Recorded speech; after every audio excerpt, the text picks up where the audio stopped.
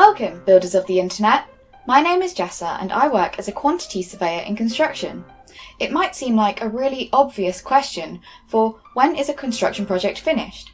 It's just when the building is there and the work is done, right? But what if, for example, the building is technically ready to use, but there's relatively minor work still left to do? What if there are penalties for finishing late, which meant that the project was rushed and then the quality now hasn't come out as expected? What if the work is split into sections, or the owner wants to occupy a part of the site?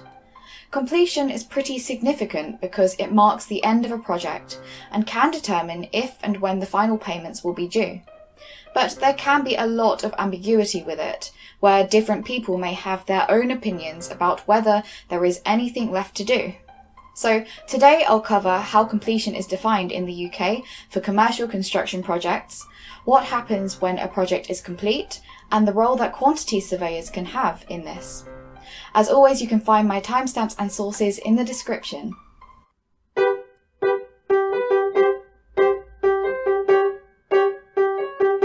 Is building on my mind.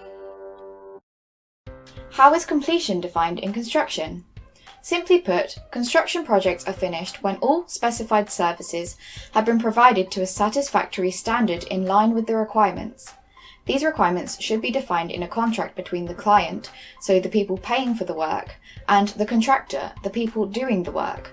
There are different standard forms of contract used in the UK construction industry, which typically have similar definitions, but may just be worded and labelled slightly differently.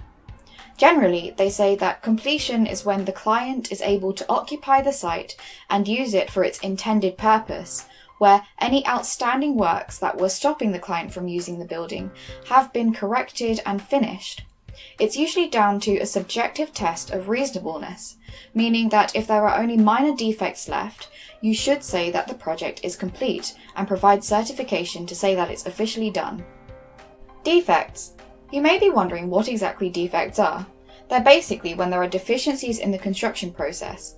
This can range from quite minor things, say if there are blemishes, maybe like a dodgy paint job, which come as a result of low quality materials or workmanship, or there are major defects, say if the building has some sort of failure in the structure, which might even cause damage to something or someone.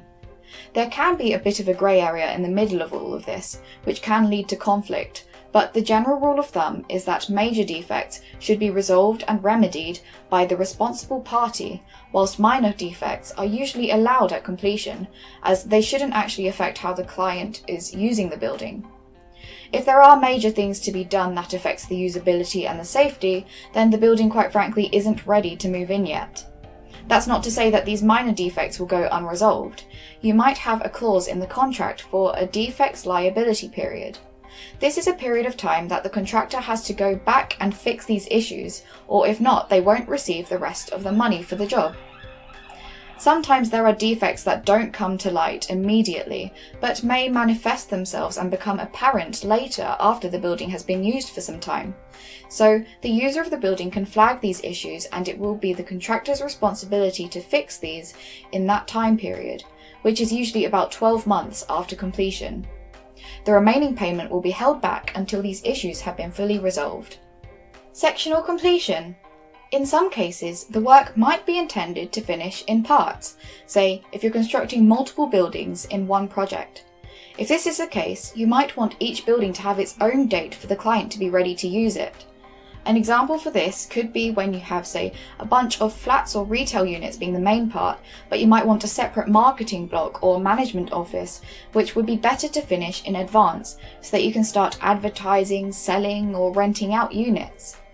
Sectional completion would usually be defined in the contract, so there would be separate clauses, costs, etc. for each part already established. But sometimes unexpected delays can cause the client to want to take ownership of part of the site early, before completion. This is called partial possession.